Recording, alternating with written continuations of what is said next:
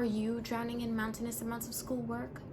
Slightly vitamin D deficient because you've spent too much time inside cramming information into your brain? Haven't had much sleep? And when you do squeeze a nap in, you start dreaming weird things about Sigmund Freud or the citric acid cycle? No social interaction?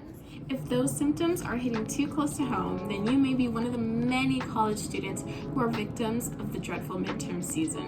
Midterms can be an incredibly stressful period of time for students everywhere, but there are some ways to help alleviate some of that stress and to get some of the social interaction that you've been desperately craving for. Hi, my name is Christine. I'm a sophomore in the NHS, and today I'll be sharing some studying tips for you all. Enjoy!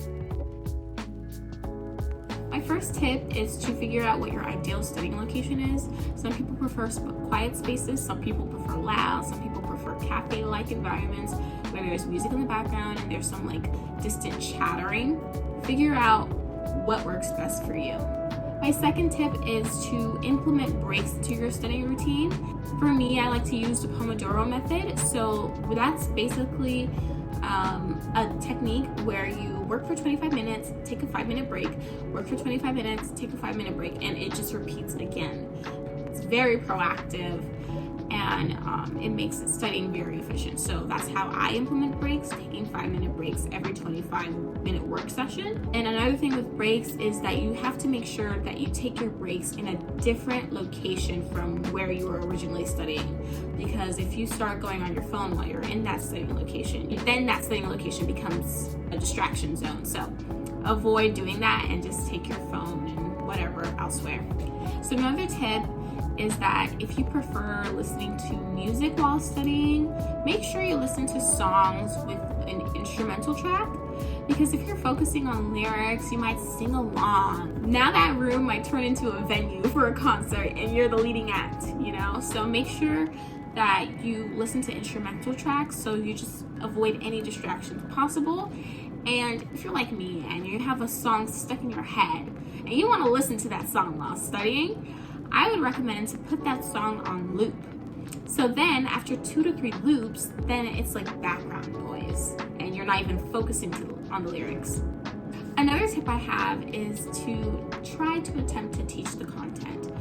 I say it like this: you know the material if you can teach it to someone else. So try to have a little lecture with your roomie as a classmate, or your parents, or anybody that you have at your disposal, your friends. Just pretend that you're a teacher and teach the material to them.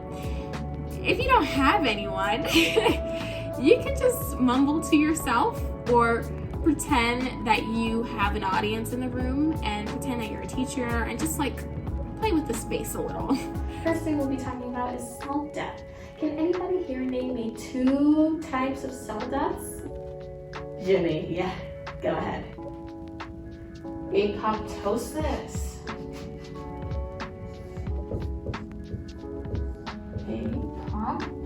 Goes the weasel. Ptosis. Yes, Jimmy, okay? And Sarah, you go. Necrosis. Yes. Necrosis. And yeah, just use your imagination basically. But yeah, teaching it really helps. And then my final tip is to figure out your hours of productivity. Some people work best in the mornings, some people work best at 2 p.m., some people work best at midnight. You can kind of adapt your studying routine around it, so you can do some of your easiest tasks in hours that you don't really like to do work, and then some of your hardest tasks during your hours of productivity. So that's all I have for you guys. I hope my tips are really useful during finals, midterms, any kind of exam week. I hope they can be of some kind of help, and you guys are gonna ace that exam. Thank you guys.